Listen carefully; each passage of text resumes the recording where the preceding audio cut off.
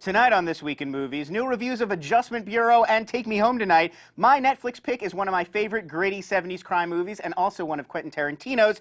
And we're going to look through the eyes of a dying Tokyo coke dealer, or as Farrell calls it, just another Sunday. All coming up right now on This Week in Movies.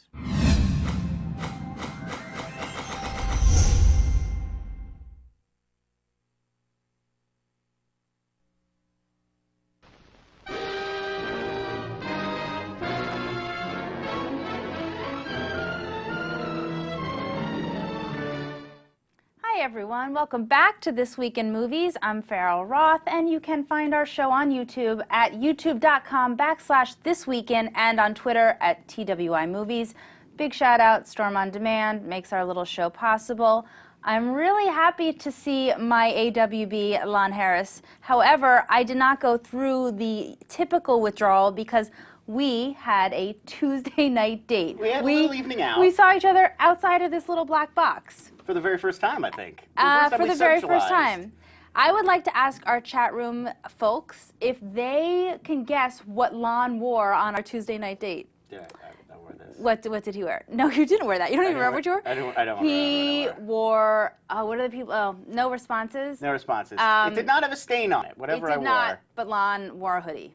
Did I wear that same hoodie? Big surprise. It's not, we're going to the movies. Mm-hmm. And I'm very happy. I just saw someone in the chat room saw an Amanda Peet movie this week. Lost Expectation. You are my hero. Thank you so much for getting on my train. But it was Gulliver's Travels, I don't right? care. He saw an Amanda Peet movie. Right, it makes me enough. happy. Last week we did not have a show because the Oscars. Oscar Sunday. Let's break it down a tiny bit. Did you think the show was as horrible with Anne and James as everyone else did? It was really train wrecky. I mean, I think the biggest problem is, and this is why you get a comedian to do it, the whole job is being quick. Like, something funny or goofy or crazy happens, and then you have, like, a clever response to it, and it keeps the show moving. And neither of them, why would you even ask them to do it? They're not comedians. And I mean, Franco seemed like he checked out after about 10 minutes. He was like, I'm not doing a good job. Yeah, people were saying he looked like he was falling asleep or he was stoned. I actually, first of all, I thought their ads for the sort of leading up to it were funnier than the show. I mean, some of those things were very like wardrobe malfunction, he tackles her. I may be the only one on the planet. I did not think it was as bad as everyone was saying. I'm not an Anne Hathaway fan. She annoys me, but I thought she really gave her heart to it. I thought the show moved at a rapid pace. I didn't think it was that bad. It was just so awkward. There were so many awkward moments. Even people who are usually well-spoken and erudite, like Kate Blanchett is the one who, she's there every year. Yeah. She always gives some sort of speech, and she's a very well-spoken, sophisticated, intelligent person. And even she this year was like stuttering and had trouble getting the words out. It was almost like the King's Speech Oscars, because nobody could get through their 2 minutes with the teleprompter. James Franco, and it was just halting and he was having this after party, and granted, I spent like a week trying to find out where it was and how I could get in. And he left the Oscars, went straight to the airport, tweeted from the airport, was like on a plane back to New York. That was fun.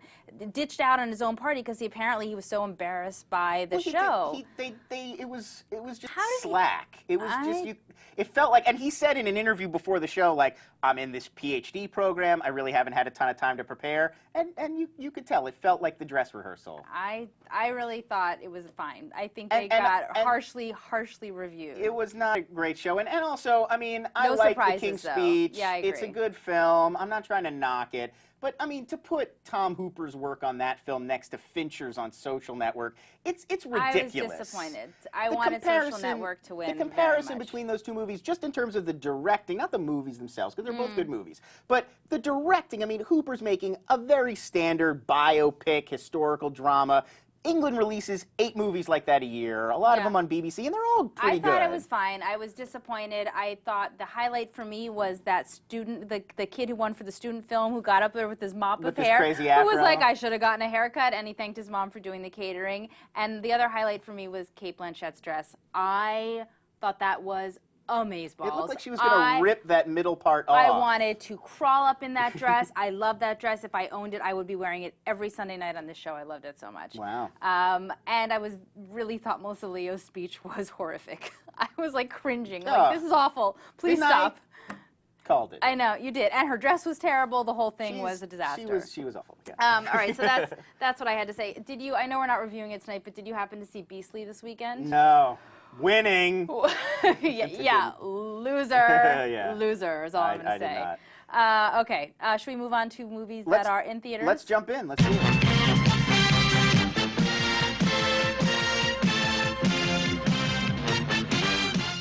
All right, we're not reviewing Beastly. You know, when teen dramas are held back like a year, that's when you know. How much did you know I was going to go see that, though? I mean, I was just thanking, had to. I was just thanking Lucky Stars. We did not have to see it for this show. I really didn't want to sit through that one. I really think that this Alex Pettyfer guy has been completely overhyped. He's really pretty... very dull in number 4. And just the trailer for Beastly, where there's that scene where he's giving a speech like, good looking people rule. Like, come on. Even people who believe that. Really over the top. There's so... I saw it in the theater. It was fairly full. I'm talking laughing. People were hysterically laughing at scenes like it's so awkward, and he runs down the street in this one scene. Everyone's like laughing, and Mary Kate, who I really like, her makeup is awful. The whole thing is not even campy in the right way. Right. It's wrong on all kinds of levels. And but we're not reviewing that. No, one. We're not. Instead, we're looking at our first film is called The Adjustment Bureau. A mysterious supernatural agency is attempting to prevent the romance between a Senate candidate and a dancer from moving forward. So with help from a rogue one of the agents, steely determination, and a lot of running down corridors, the couple, David and Elise, hope to remain together despite impossible odds. That's my little summary of it. You know, Matt Damon and Emily Blunt, who play the main couple, they have a lot of chemistry, and so it makes some of the scenes with them and their romance early on in the film sort of work. You're kind of pulling for them. You wanna like it. I liked where it was going. The plot itself just gets so silly that it becomes hard to take any of the other things in the movie seriously. It was sort of reminding me of that Albert Brooks film, Defending Your Life. You ever seen that one? Mm-hmm. It's like if that film was a thriller instead of a comedy. Like, it works because it's so fanciful and kind of silly, but it's sort of making light of that at the same time. And this film almost feels like they want to do that, but then it actually becomes, they're trying to make like very serious points, like almost existential, metaphysical, sort of philosophical ideas, but it's just kind of dumb, and the guys in suits and the door handles and the hats, and the actual fantasy universe they've built is kind of dumb, and would probably work better, I think, in a comedy. Are we showing a clip? Yeah, let's take a look. Okay. We are the people who make sure things happen according to plan. We monitor the entire world. Oh.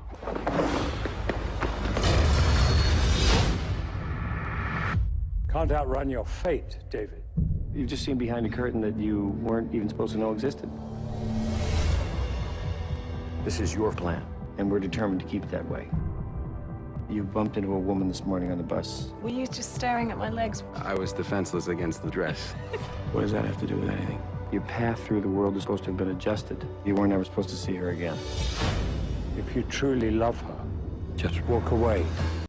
I concur. I have to say, though, I really enjoyed this film a lot more because I was shocked at how much chemistry and that banter between Matt Damon and Emily Blunt is hilarious and funny. You really root for them as a couple, and I don't know if it's because they're A-list actors that really know how to act, or they're well directed, or I have a feeling they probably know each other off camera. But they're so likable, and you really want them to be together that you sort of start, like you said, writing off all these kind of ridiculous sort of the sci-fi Philip Dick elements of the movie, like the idea that they have to wear top hats to walk through the doors. They couldn't come up with anything else. It was the most ludicrous thing I've ever heard. It's very silly, and the mythology just gets sillier as the movie goes on. And then it also, in the beginning, you've got like the main agent is John Slattery from Roger Sterling from Mad Men, and he's got this sort of seen it all, snarky, deadpan style that works because it's like he's almost like, yeah, isn't this ridiculous? Can you believe what we're saying? But then you get Terrence Stamp comes in at about the halfway point and becomes the main villain, and he's so serious. I mean, he's playing it very straight, and he's a great actor, but it just doesn't, it's just Did you feel like Christopher Nolan could have done the movie? It felt to me like Inception light. Like it was wanted to be Inception, but it wasn't at the same, and the city and the urban environment. But I honestly think another rewrite, and they either figure out a way to make it more funny so that you can laugh at it a little and it doesn't take away from the movie. Or the special effects. They find a way to make it more intense. It felt like one of those stories that maybe have been better on the page because your imagination can let you sort of believe these things, but when you're trying to see it on screen and make it credible, it's very hard to believe. Also, I mean, I like the whole color palette. The entire movie is black and gray, and I mean, Emily Blunt wears black dresses only. She wears a black dress to her own wedding. Too, so it's she wears a black dress to her wedding. The whole movie is black and gray, and I kind of like stuff like that, and I like that the message of the movie was ultimately like, no matter what, you cannot fight destiny. This we disagree on too. Bit. I wasn't really going to get too into it because it's a little long conversation. But the movie, for a while, seems like it's actually making sort of an interesting, non-conventional point about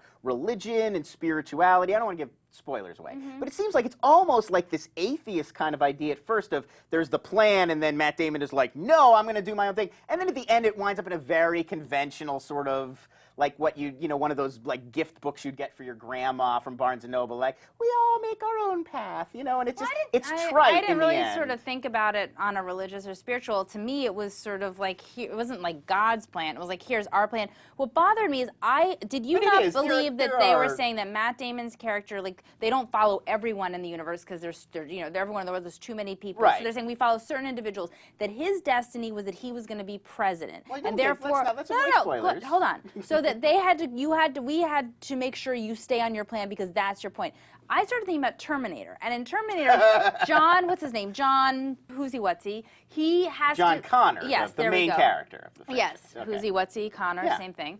That he had to save the world. That's why he needed to live. And I felt like if the stakes weren't high enough, why does Matt Damon have to not be with her? I mean, there's why, that, why like, does he have to be president? Because he stops a war or he stops, you know, annihilation. Like, I needed there to be more purpose to his and that's his sort of, path. I'm sort of saying two different ways of approaching the same point, which is that it sort of, you know, sort of just fizzles out, and it never really builds up to where you think it's going to go, considering how weighty it is in the beginning. Just before we move on, in the chat room, Lost Expectation actually brings up a comparison that I thought of, which is Brazil. If Terry Gilliam did this movie, he has that ability to match like silly flights of fancy with real themes, like in Brazil, or even The Fisher King or 12 Monkeys. Yeah. And this movie doesn't handle that transition as well. It's got the silly fantasy side, it's got the thoughtful, heady side, and they don't ever really come together. However, I think as a date movie, as a movie that I think appeals to women, there is the romantic side of the movie, which is not what I thought I was getting in for with how it was being marketed. What made the movie fun for me was it is a really good love story. They have great chemistry. I found it much more about, I kind of wrote off everything else because I was having so much fun about them courting each other. And that I was not expecting. And actually, we'll move on. But the movie Date Night, I think I had the same reaction, which is you like them. Like the opening 5 minutes of Date Night is great when it's just Steve Carell and Tina Fey and their marriage. And then as soon as the plot kicks in, I'm like, I'm done with this. It's stupid. And this movie was kind of the same. Like I would have watched a movie just about these two people getting to know each other. Like this movie could have starred Gary Sinise and been on USA, and we would have been like, eh. But it's because it's them and their chemistry. You're like, this is a big feature, you know, they're very blockbuster. good together, and I would see another movie with the two of them because they were good on screen together. I agree. So it's like we liked it. Yes, do we agree? I mean, you know, it's a good, like, if it's on HBO and you're bored and in your PJs and you want to just throw something on, sure. But I wouldn't rush out. It's kind of dumb. It's way better than what he said. Take Me Home Tonight is next up. Let's move on. This is a story about basically one night in the life of an aimless college grad as he pursues his dream girl from high school over the course of a Labor Day weekend party, along with the help from his twin sister and his best friend. It stars Topher Grace and Teresa Palmer, Anna Faris, Dan Fogler, and Chris Pratt. It's directed by Michael Dowse. Let's take a look. So, are you going to Kyle Masterson's party tonight? Amazing! You're gonna trick her into liking you, and then you're gonna be like, it's me! I can't show up in this car. Why not? The Fredericking does not roll in a kumquat. Take a ride at these lights up here. We're just gonna borrow it. It's gonna come! We're in. What's up? Tell them where you're from. Straight out of Compton. A brother with his finger on the trigger. But once I take out, my rep gets bigger. I'm the ruthless villain, and you know this. What do you do anyway? I thought you went to MIT. I work at Suncoast Video. Wow. Lon corrected me. It's Anna Faris. Anna Faris. So sorry. I'm sorry, but I may have to start this entire review with what was up with Anna Faris's horrific brown wig. It was the worst looking thing I've ever thought seen. it looked 80s. She looked terrible, and there's no reason for it. It really upset me. Her makeup is weird in it too. She doesn't look, she's really hot. And she doesn't look as hot as she can look. Absolutely not. Let's also discuss that Teresa Palmer is Kristen Stewart with blonde hair. Do you not see that? I could Yes. not get past and it. I thought, when I first saw the trailers for this, I thought it was Kristen Stewart in that part. And also, she was just in I Am Number 4. I Am Number 4, which we and just she reviewed. speaks with an Australian accent in I Am Number 4, and here she does an American accent. She's Australian and she does it in very well in life. real life, yes. Yeah. And the problem, she's not a bad actress. I think the issue, I guess, with her in this film is that this character is so vanilla and boring, and this is his dream girl. And this movie, to me, it wanted to be Say Anything crossed with Risky Business,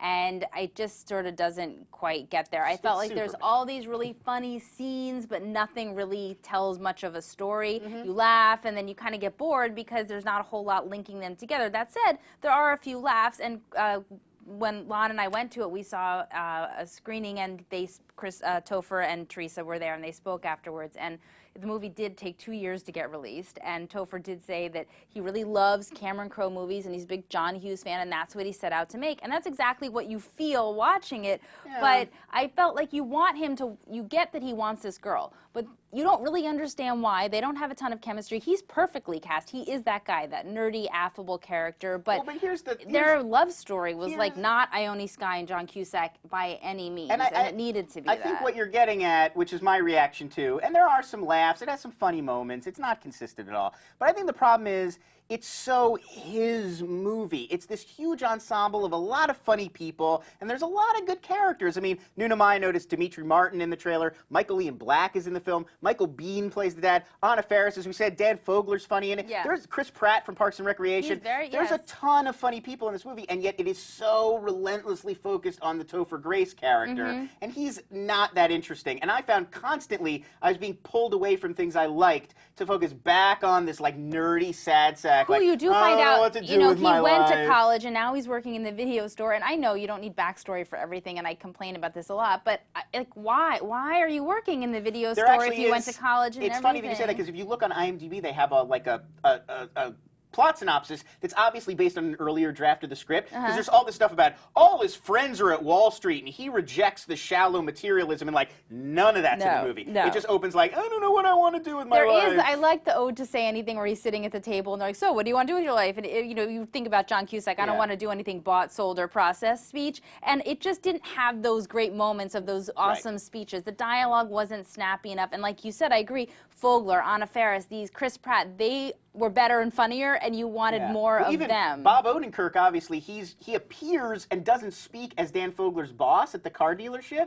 He's hilarious. He obviously shot a few scenes if they bothered to get a named comedian. True. And then he's just cut out of the movie, and there's so much with Topher Grace. Like, you couldn't cut one And Topher Grace ultimately, scene. if the whole movie, like you said, is about him getting this girl, and then you want their scene together when they get together, whatever to have, Yeah, they and had no it's chemistry. flat. It was flat, and Totally I don't. agree. It's not really their fault. It just didn't have. I don't know, like the writing, the chemistry. Unlike something like The Adjustment Bureau, where I'm so on board because I want these two to be together, and Say Anything, you want John Cusack to get her, like hold. Well, the great movies of this genre, Yes. that's always how they are. You always feel like they've got to wind up together, or I've wasted my time watching this movie. And this movie, yeah, it doesn't. And honestly, But you will laugh out loud. There's some very funny scenes. The soundtrack is really phenomenal. Great 80s movie. And one other thing I want to praise, as long as we're going to say the Yeah. bright side of the movie, I like that it doesn't cop out. It is gleefully amoral and dirty from beginning to end. And usually movies like this, Superbad, American Pie, or two that occur to me, you have to have. there's the redemptive, like, well, they've been acting out, but really they're good guys and they just want to fall in love, and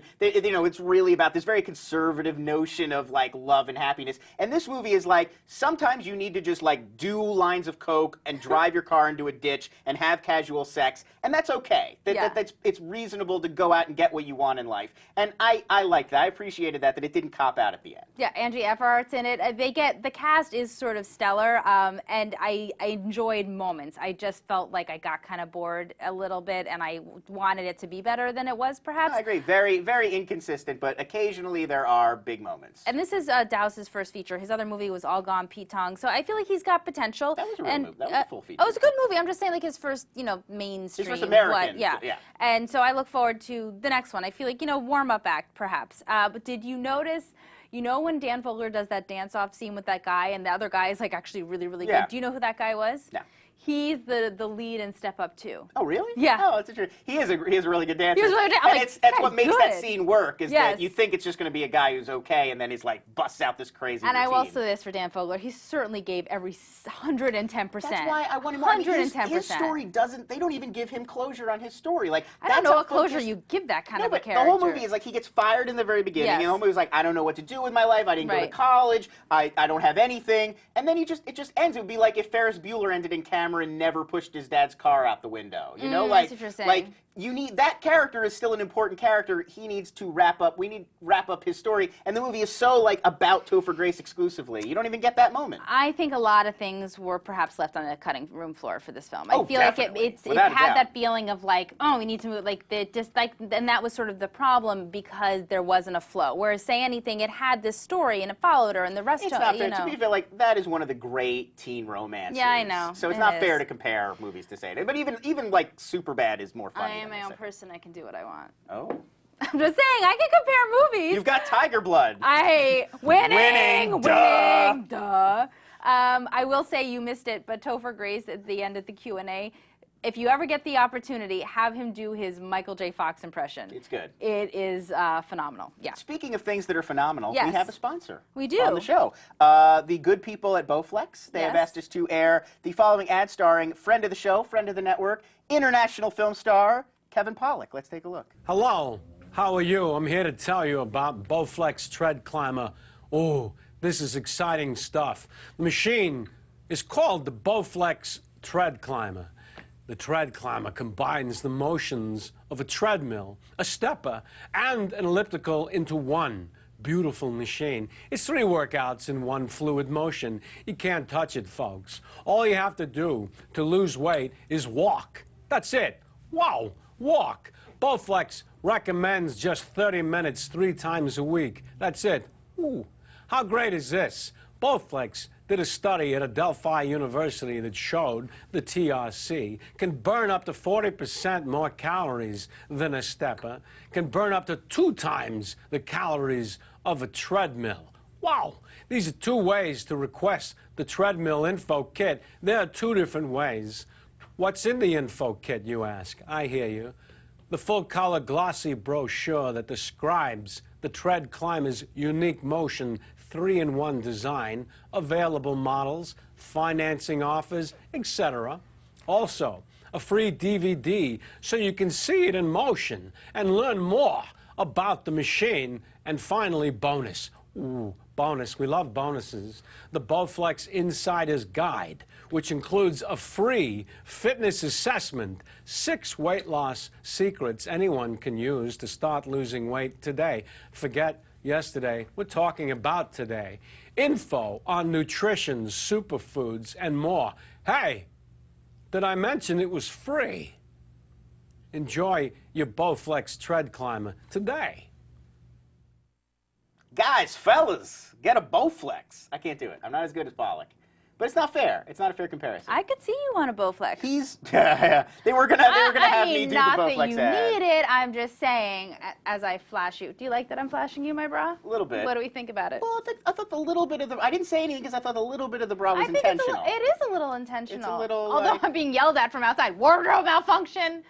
You know, I don't have much, but I can show off Just a you little. work in what you've got. I work what I got. That's how Who we could roll. expect anything more? So let's jump into Netflix. Yes. Q-tips. Q-tips. Love that title. I do too. I'm very proud of myself.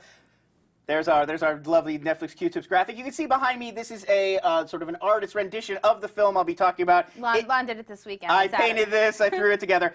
It is the 1973 crime classic Charlie Varick. You know, people always think of Walter Matthau as like the comedy, the Neil Simon stuff with Jack Lemmon, and he was an extremely funny man. But he made in the 70s a string of really great crime movies, and they're not necessarily funny. He did this one. He did Laughing Policeman, Taking of Pelham 1, 2, 3.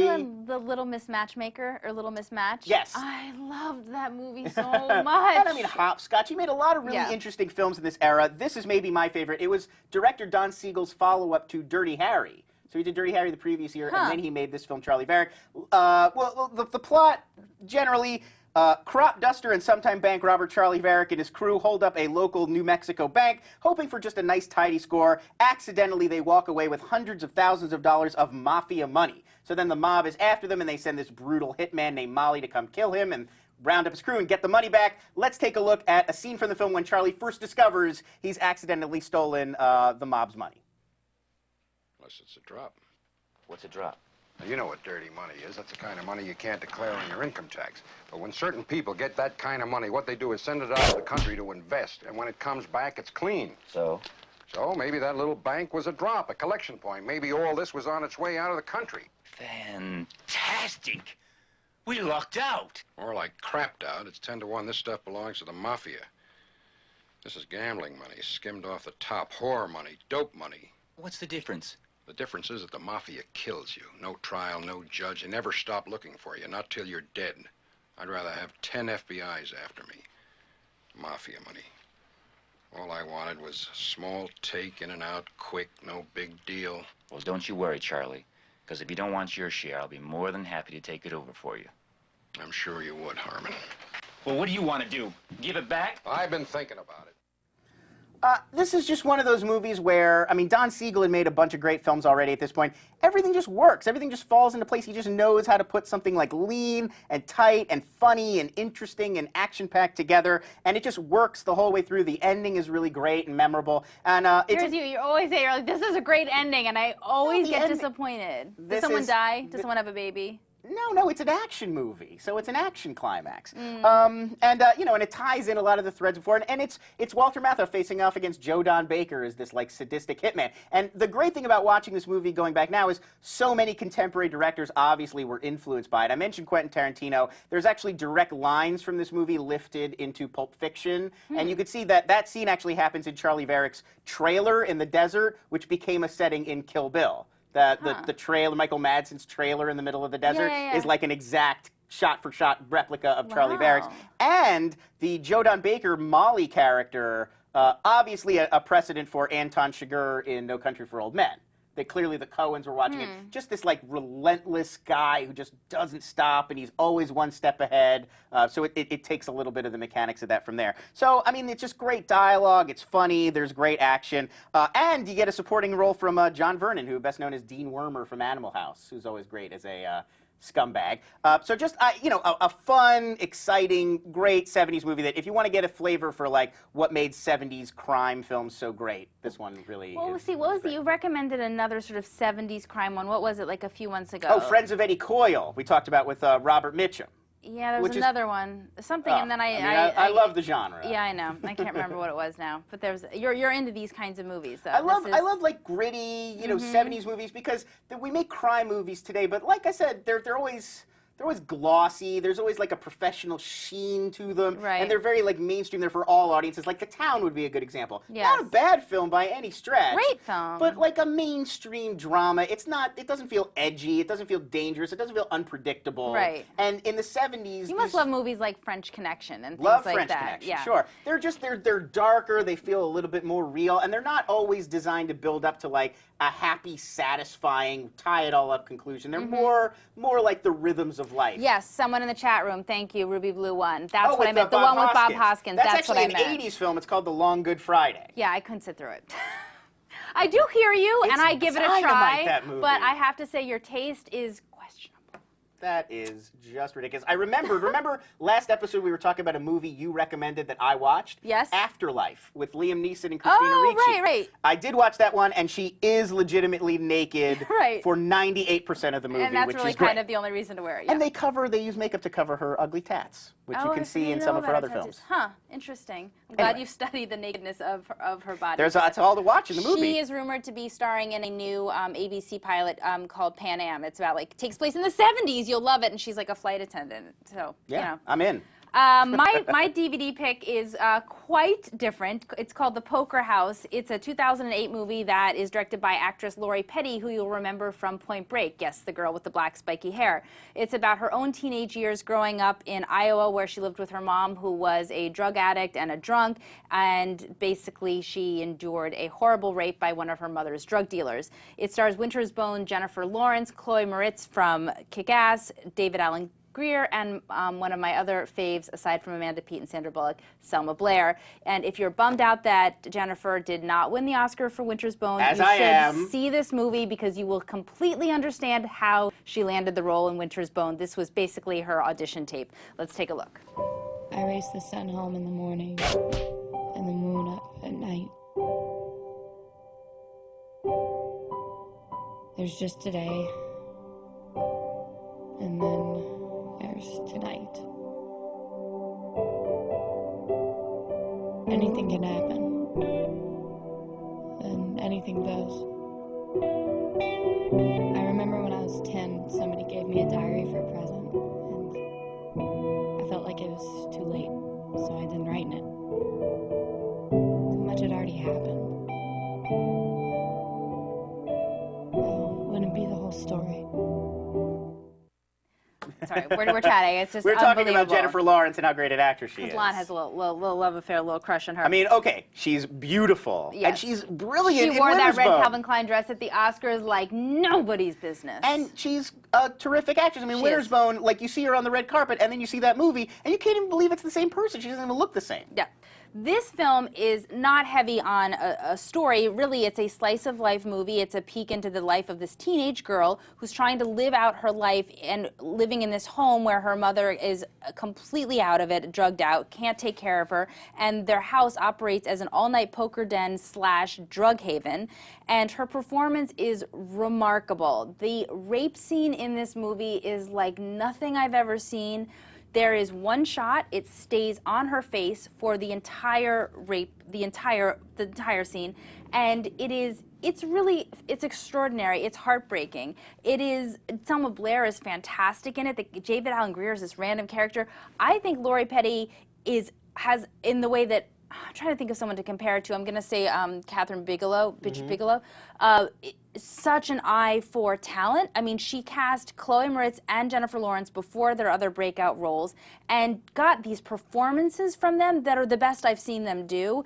And this is her own personal story, which you do not actually find out till the end of the movie. It's the last credit in the movie. It says this was based on her life, which of course just, gave me chills all over, and I've spoiled that for all of you. I assumed it was based on the novel Push by Sapphire. That's you know what it looked like. Just bite me. But it was very, it's very, very moving. Their performances are really why you want to see it. It's tragic, and it stayed with me. And it is, if you liked her in Winter's Bone, it's a very similar character. I mean, this is a girl that has to take care of her sister. Her mother's a wackadoo, and then watching her go through this rape scene, which she must have filmed when she was like, what, 15 maybe when she did this? And so this is my little story about Jennifer Lawrence. I interviewed her the day before the Oscars, and at the end of the interview, I said, Jennifer, I said, tell you, I saw you in Poker House, and I thought you were amazing. And her face went so white, I freaked out. I thought I either A, mispronounced the name of the movie, or I missed, like it wasn't her, she wasn't the one in it. And she's like, you saw that? And I go, yeah, I did. I said, I loved you in Winter's Bone, but that performance was incredible. And she's like, I can't believe anyone saw that movie. I had no idea. She was so like genuinely shocked, and it made my day. So we can look forward to her in The Beaver starring Mel Gibson, but I recommend strongly, particularly if you liked her in Winter's Bone, seeing this movie. It's very, very heavy going, but it is really intense, and it's very much like a sort of Boys Don't Cry kind of film, and she's extraordinary. I think this woman has an Oscar in her future for shizzle. Probably. Yeah. So let's jump in. We got about 5 minutes left to our last film. It's a fascinating movie, I think. Gaspar Noé, the French sort of difficult to pin down, very idiosyncratic director. He did Irreversible was the last one, which was troubling. He said that he was able to get the financing to make Enter the Void based on the success of Irreversible. So the film is shot entirely from a first-person perspective. It follows Oscar, who is a drug dealer in Tokyo. Early on in the film, this is not a spoiler, he is murdered. He is shot and killed, and then we see from his perspective as he turns into a ghost, or maybe he's just having a hallucination. It's not entirely clear, and sort of floats around Tokyo, spying on his friends and his killers and his sister. Let's take a look at a quick clip from the movie. Some darker yellow lines appear to you. They represent all these couples making love. And then the light comes out from their bellies, and if you get closer, they give you a vision of a possible future life. And you choose the life that suits you the best, end up in a womb, and you're reincarnated. End of story. And basically, you do this forever and ever until you manage to break the circle. You follow me? So you mean we're stuck in this world for all of eternity? You mean there's nothing better out there? I think that I feel the way about this movie that I did about Dogtooth, which is, I don't know if I liked this movie, but it is unforgettable. I'm so glad I saw it. I was so impressed by it, but I feel like it's Pink Floyd's The Wall crossed with Train Spotting. I really felt like I was, if you're not high, really like, or on Charlie Sheen's, drug of choice, not on the Tiger Blood, you may not like it. It's a 2.5-hour movie. It's crazy. I mean, it's this hallucinatory dream. It's melding the past, the present, and the future. I thought it was like completely thrilling and exciting to watch. But Oscar's such an affable character. Like, you're on board with this guy. Like, he feels like a real guy that you would be friends with. I loved how they shot this. I mean, Noé got this idea to do this point of view kind of thing from a 1947 movie called Lady in the Lake. And he said he's been dreaming about making this movie since he was a teenager. And what I liked about it was he said that the reason that he put Oscars, so you look, instead of, often in movies you're looking at someone's POV and it's just like as if the camera is their eyes, but you're actually seeing the back of this guy's head throughout the movie. No, that's only in the flashbacks. Well, right. You are seeing through his eyes for most of the film. Yes, but you see the shadow. The third-person perspective is only in when he's remembering. Right, which he said he did because he wanted people to be able to connect with a real person. He felt like if it was just the eye, you never really see an actual body. And he said that's how he sees himself in dreams. I think, yeah, that's interesting. I think the main thing, I mean, the movie is just, it's bold, it's audacious, it's exciting. I thought it was a thrill to watch just because it's so different. But it's also the effects. I mean, it really, you would lose the illusion if you could tell when he was cutting, because your real life, when you're looking out through your eyes, there's no cuts. The way he hides the cuts, so it really feels like 2.5 hours straight through of first-person perspective is completely amazing. Like, I have no idea how he was hiding all these cuts. It must have been completely painstaking. He said and the mix of, like, effects and models and CG. And there's all these shots that I loved where they're in the apartment and they're they're overhead shots. And these were all these scenes in this Tokyo apartment. He said that it took them 3 months to shoot in the Tokyo location, and it would sometimes take them an entire day to set up one shot. And you because can tell they're that involved. It's almost like stop motion animation at some point. Like, they must have been going frame by frame to hide all the cuts and transitions, and it is mind-blowing. I'm not the smartest girl in the world. I'm not even maybe the smartest girl in this room. However, I was so freaking confused by this movie that I admit I went to the wiki right after I finished it to like now I need to understand actually what the hell that was all about. Well, so once I understood it based on what wiki told me it was about, I got a lot more out of it, but I got really, really confused as to what I was watching. Though, because I think he's playing around with, are we really seeing, like, is this the afterlife, or is Oscar, because he's tripping on drugs when he's shot. So you could say that this is just his dying thoughts, and the way the movie wraps up, which I won't spoil, but the way it wraps up would seem consistent with that interpretation. So I think you're not supposed to necessarily know, like, he's being reincarnated, or it's the afterlife, or he's just dying, soul that's watching or him. if he's just it's his brain dying, and this is what he saw. Let's really address one of the main things in this film, though. This is the most graphic sex I have ever seen, and I have never seen intercourse on screen in this form in my life. Oh my God, where the cameras were. I will not, this will be a spoiler, I will not say where it is, but you have never seen intercourse shot from this perspective.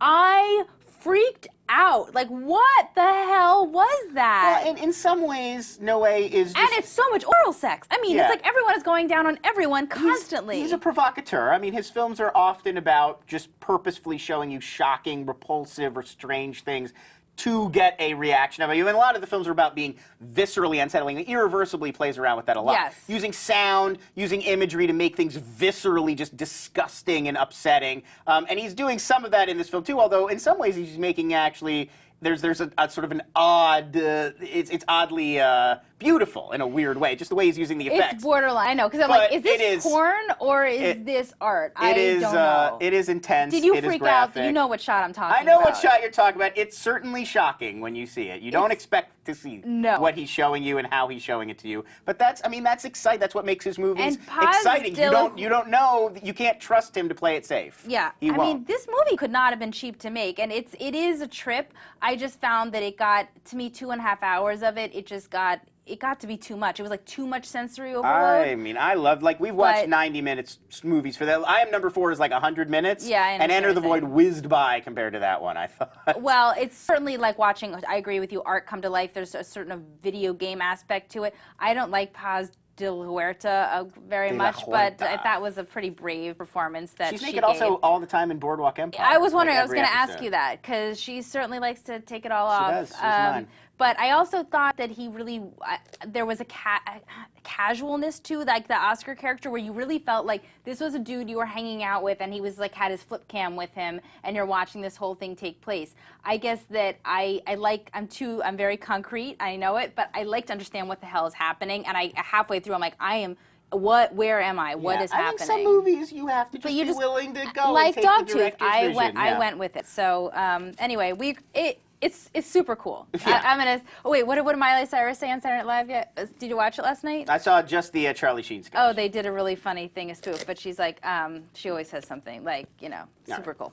Anyway, that is our show for tonight. We want to thank you for watching. Remember, you can check out our show and other great This Weekend content on our YouTube channel, youtube.com/thisweekend. You can follow me on Twitter @MissFrothy. You can follow Lon @Lons.